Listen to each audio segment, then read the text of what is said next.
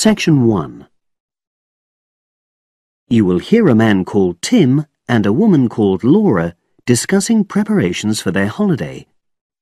First, you have some time to look at questions 1 to 6.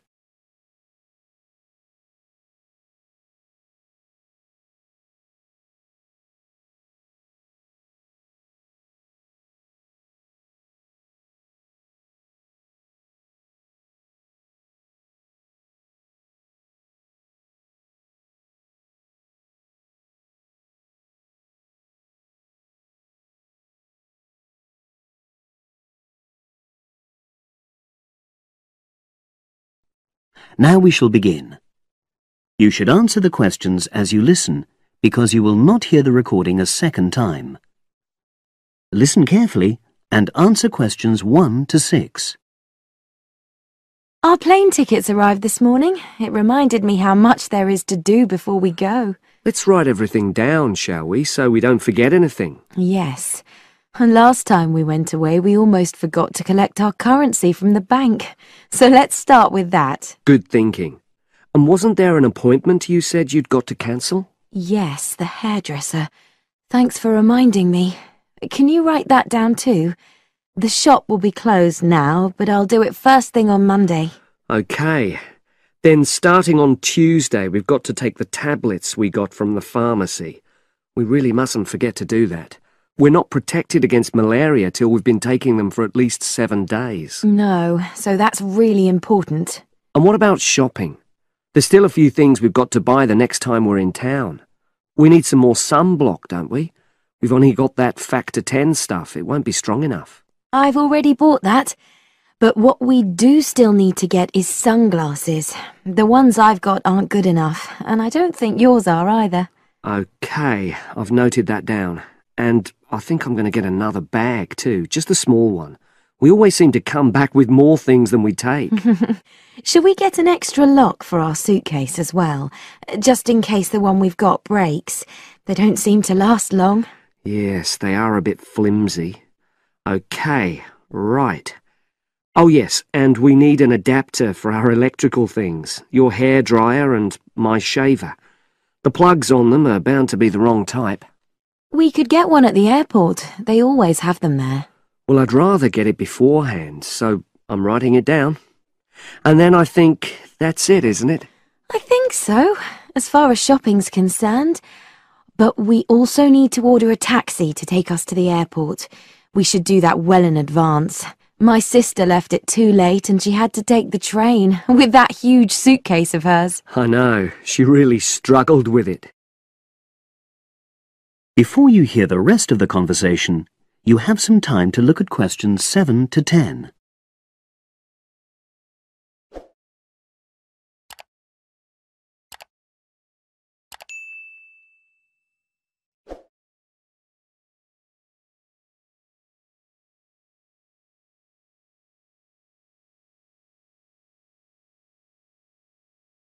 Now listen and answer questions 7 to 10.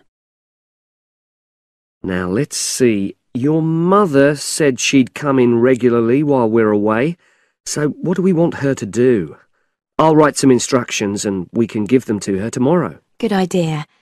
Well, the cat's the main thing. OK. Feed the cat. We ought to leave her the vet's details as well, just in case there's a problem. Yes. Have you got them handy? Hang on, I'm just looking. Yes, his name's Colin Jeffrey. Is that spelt with a G? Actually, it's Jeffrey. Quite an unusual spelling, isn't it? And his number? 077 594 128. It's a mobile. OK. And you should write down where it is. It's 4 Street, not sure what number, but it's next to the bus stop, isn't it? That's not a very good landmark, but it's on the other side of the road to the church, so I'll tell her that. Let's hope she won't need a vet anyway. Yes. Right, apart from that, there are the plants to water. Ask her to make sure they don't dry out. Oh, yes, and I've already mentioned the problem with the boiler, and your mum said she'd come round to meet the heating engineer and let him in. Yes, it's a lot for her to do, but we really need to get the problem sorted out. And the earliest date I could get an appointment was April the 30th. Isn't it the day after we go? Yes, we leave on the 29th, and she'll have to hang around till the job's finished. Oh, well, she won't mind, I'm sure. She likes helping people out. Yes, she does. OK. That's it then, I think. Unless you can think of anything else. Not at the moment. Leave the list there and I'll add to it. That is the end of section 1. You now have half a minute to check your answers.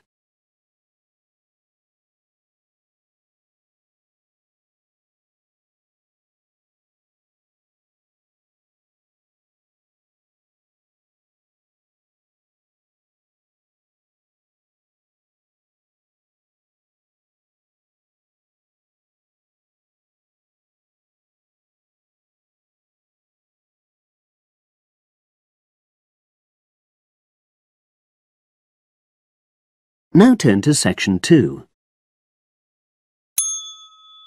Section 2. You will hear a talk on local radio about a short film festival in the town of Adborn. Now you have some time to look at questions 11 to 16.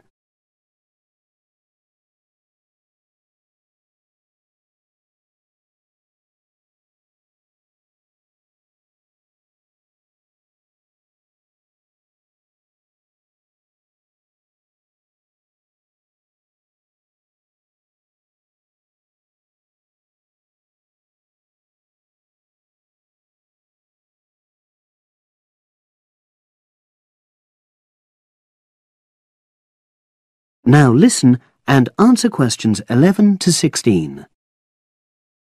Today we're pleased to have on the show Fatima Johnson, who is the organiser of the Adborn Film Festival.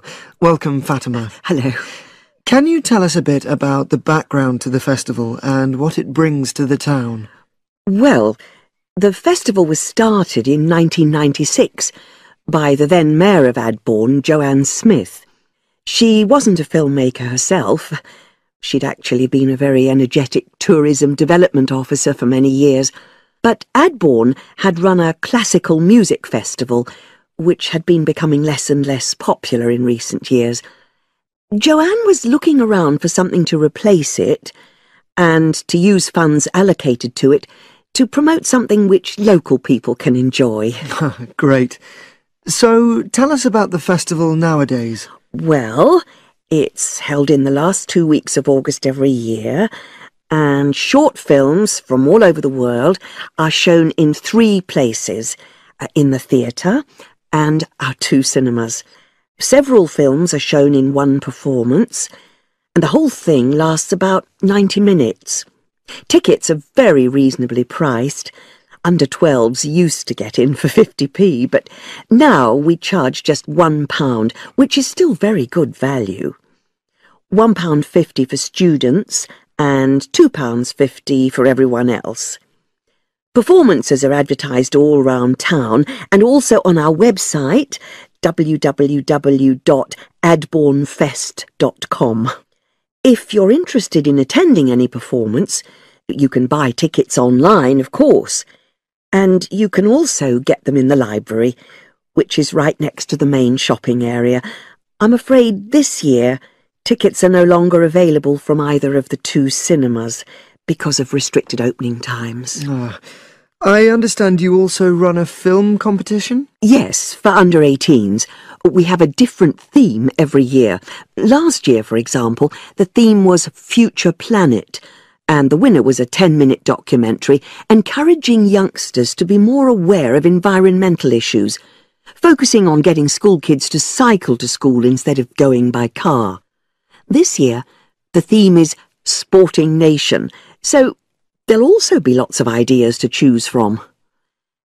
Now, we're always on the lookout for new local talent, so if you live in the Adborn area and are under 18, you should have a go. We have an excellent prize every year donated by local businesses, shops, hotels, etc. This year, you can win a high-spec movie camera worth over £800. Application forms are on the website, And the deadline for sending in your film to enter the competition is the last day of July. It's May now, so you'll have the whole of June to be working on it. Now you have some time to look at questions 17 to 20.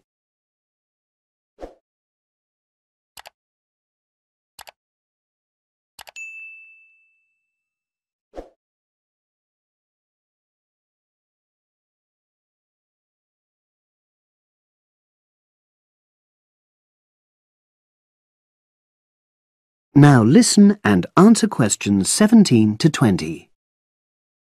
And what are the judges looking for? Well, although we choose very topical issues like the environment, we're not looking for propaganda, trying to get people to do something.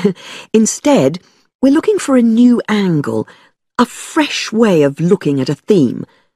And of course, because it's a short film festival, it's not really about a fully worked story with well-rounded characters. It's more about good photography, conveying things visually. And who judges the films? A panel of 3 people who know a lot about film. We've used the same judges for many years, and we're very happy with their expertise. One thing we probably will change next year, though, is we want to add another class and another prize for older filmmakers. We'll keep it at a maximum of 10 minutes, though. The length works well for our festival.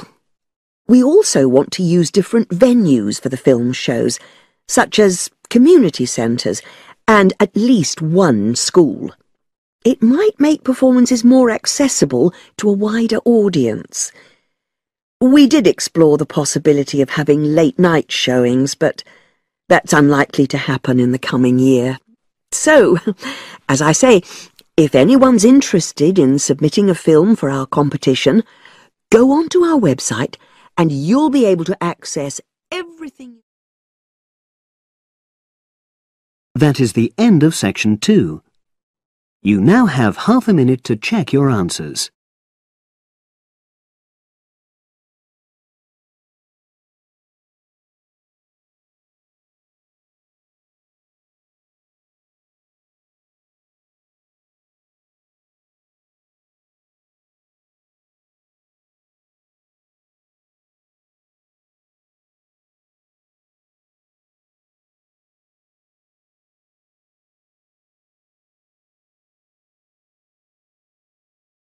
Now turn to section 3. Section 3. You will hear 2 undergraduates doing a research methods course. A girl called Leela and a boy called Jake having a seminar with their tutor. Now you have some time to look at questions 21 to 24.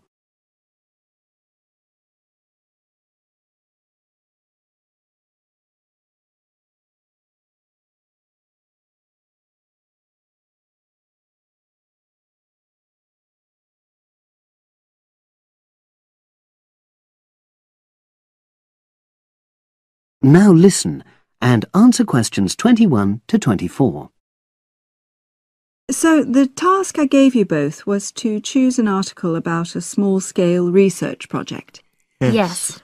You were then required to try to reproduce the research procedures in your own context, i.e. try it out for yourselves. Yeah, and that's what we've done. Great.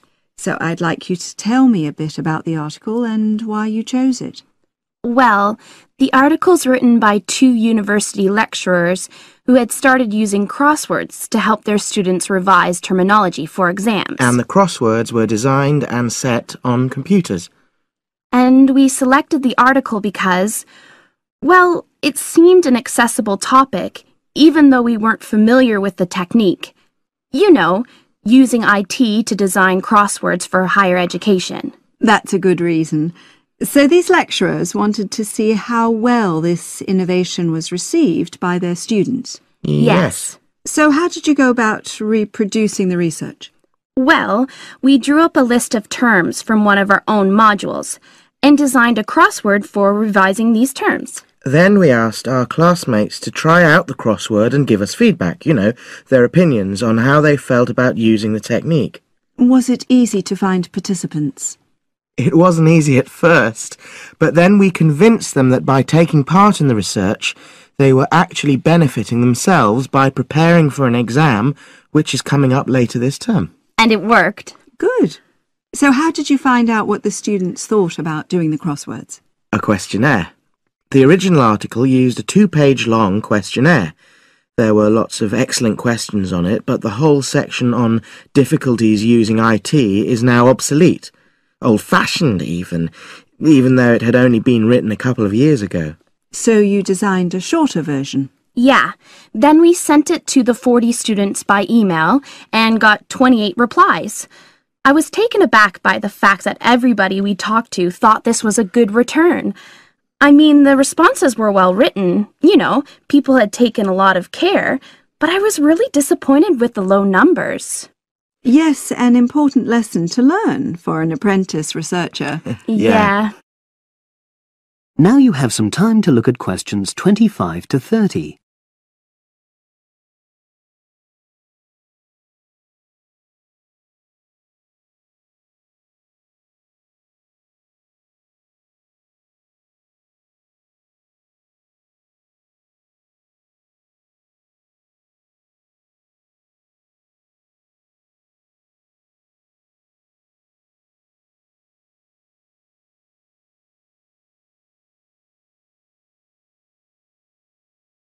Now listen and answer questions 25 to 30. So what results did you get? Well, basically, the responses were extremely positive. The students said that doing the crossword on a computer helped them really focus on the work in hand and not be distracted, which is something that commonly happens with other ways of doing revision. Yeah, that was really clear.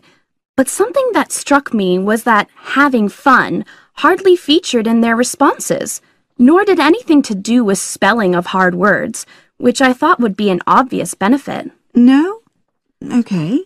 Respondents also said that doing the crossword hadn't really increased their general motivation to study, but that it had highlighted the gaps in their memory so they knew what further work was necessary. Right.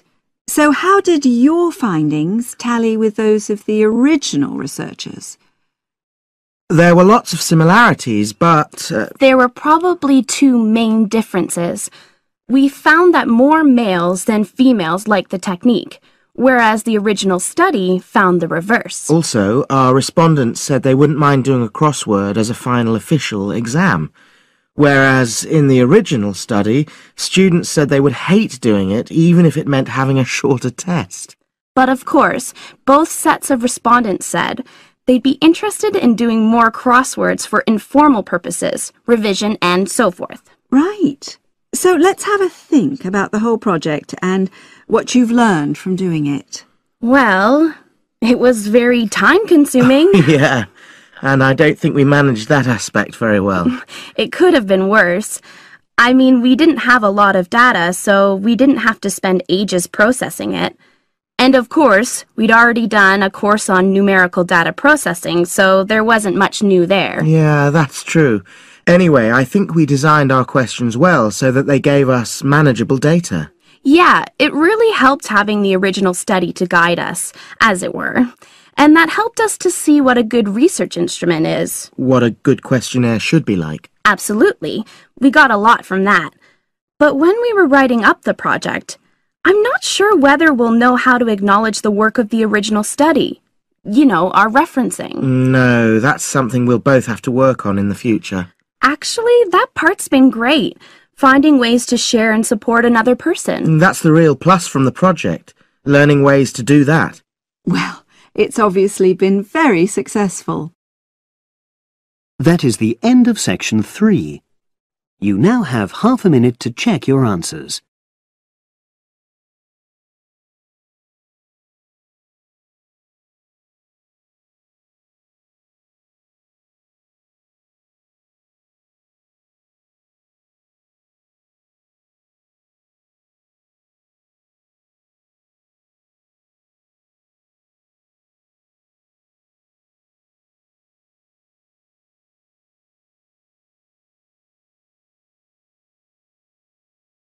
Now turn to Section 4. Section 4. You will hear a postgraduate psychology student talking to other students about a job satisfaction study he has investigated. Before you listen, you have some time to look at questions 31 to 40.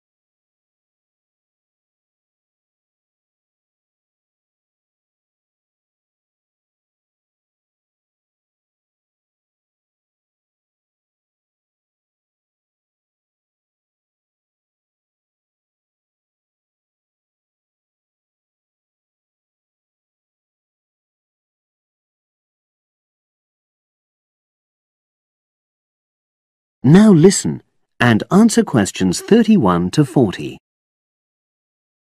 Good morning, everyone. For my presentation today, I'm going to report on an assignment that I did recently. My brief was to analyze the methods used in a small study about job satisfaction, and then to make recommendations for future studies of a similar kind. The study that I looked at had investigated the relationship between differences in gender and differences in working hours and levels of job satisfaction amongst workers. For this purpose, employees at a call center had been asked to complete a questionnaire about their work. I'll summarize the findings of that study briefly now. First of all, female full-time workers reported slightly higher levels of job satisfaction than male full-time workers. Secondly, female part-time workers reported slightly higher levels of satisfaction than female full-time ones did. On the other hand, male part-time workers experienced slightly less job satisfaction than male full-time workers.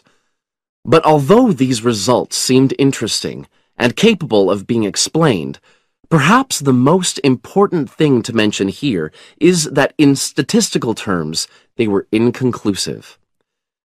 Personally, I was surprised that the findings hadn't been more definite, because I would have expected to find that men and women, as well as full and part-time workers, would experience different levels of satisfaction.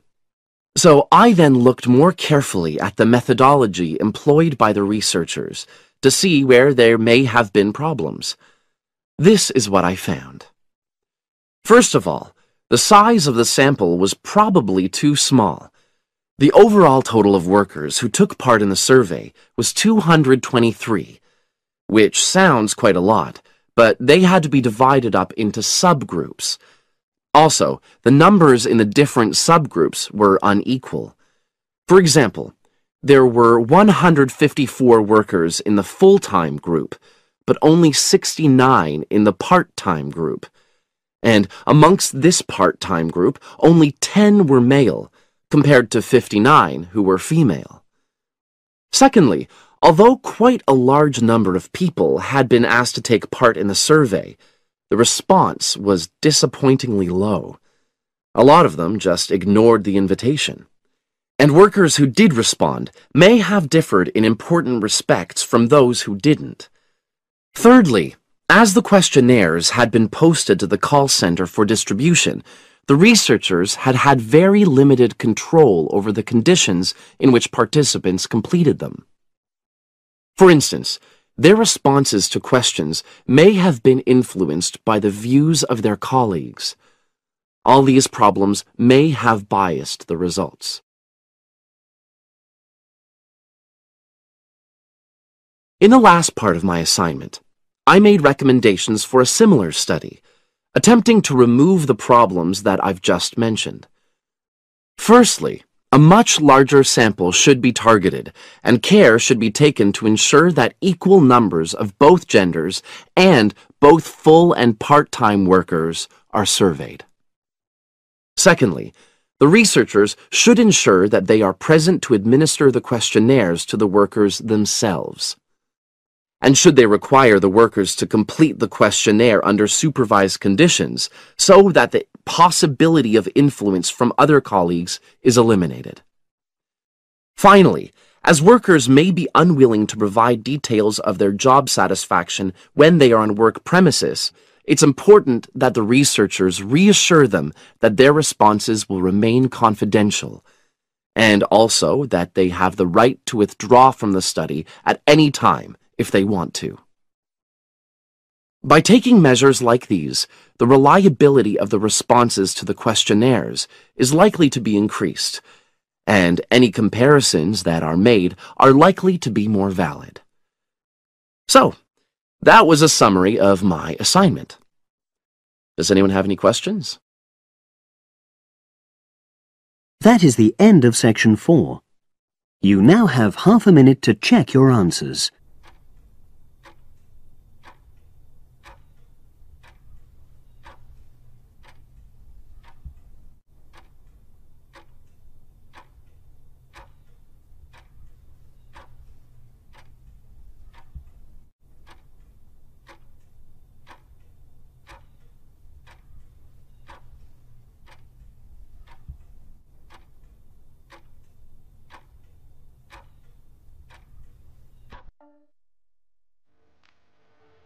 That is the end of the listening test.